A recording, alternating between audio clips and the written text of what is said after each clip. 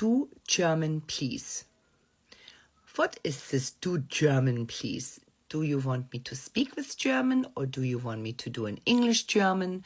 So my English German is when I have learned from older German people.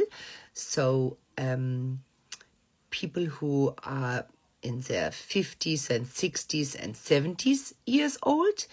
The younger people don't have such a strong German-English accent because they watch a lot of American television.